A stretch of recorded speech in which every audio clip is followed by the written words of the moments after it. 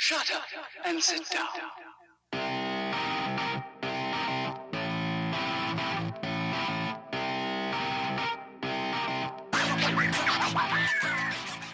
Hi everybody, welcome to episode 5 of No BS.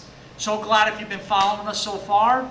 Excited to continue on with this, and without further ado, let's go. Today's topic is going to be stress. Know that word? We all know that word, and we all have plenty of it.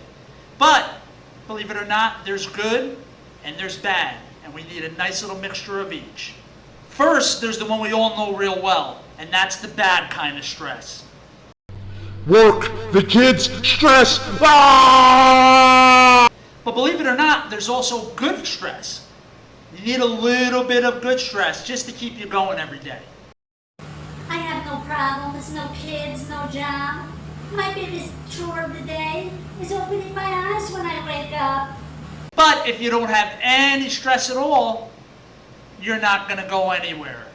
You're just going to sit there and want to sleep all day.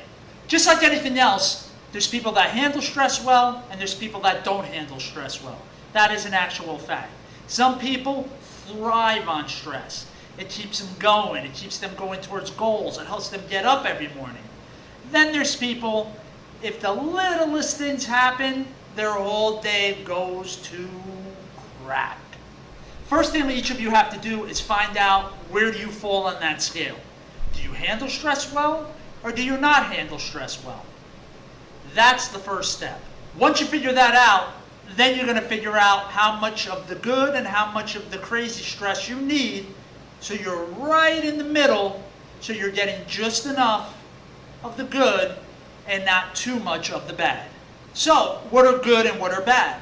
Good stress would be like, a deadline at work, or plans. You have to finish something by a certain time frame, or, you got to get all these things done in a day, or certain kinds of exercises.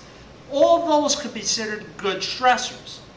Bad stressors are something went wrong at work, the kids are driving you nuts, too much going on in a certain amount of time. In that case, a deadline might be a bad thing if you don't plan well for it. And again, exercise could be a bad stressor too. Okay, so how do we add good stresses in our life? First of all, you want to set a goal. Something, whether it be for the day, the week, or month, or all the above. Set a small goal, maybe just one. Make it attainable.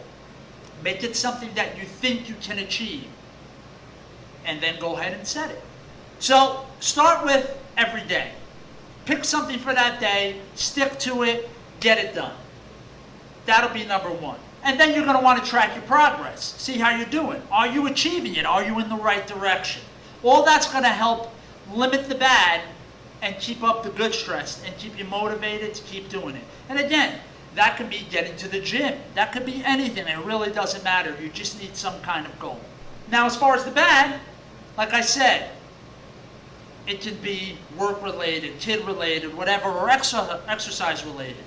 I see way too many times people kill themselves at the gym 7 days a week.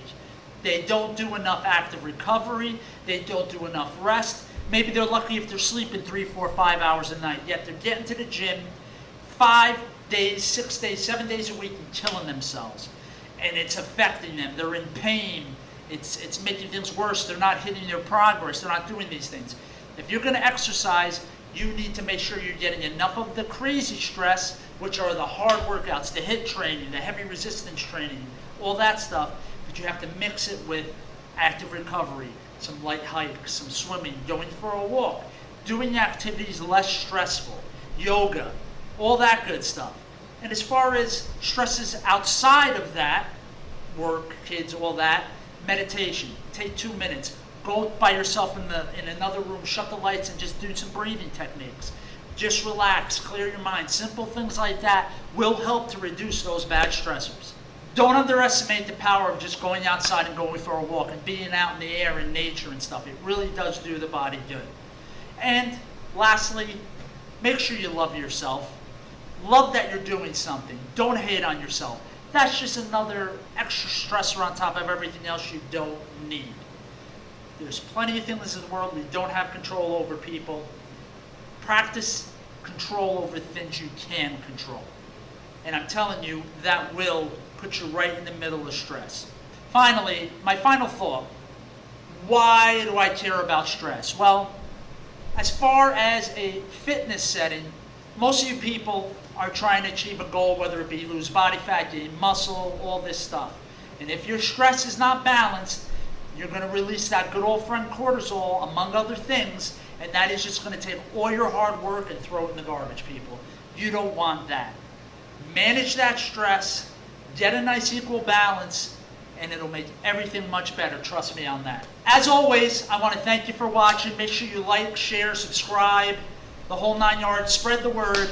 I'm really just trying to throw things out there. I see too many people struggling with this stuff, and there really are simple answers to very complex questions and complex systems. So I'm just trying to simplify it for you people, and that's what this series is all about. So next week we're going to wrap up this whole thing on how things affect your goals and your exercise programs and your weight loss and all that. We did calories, we did stress.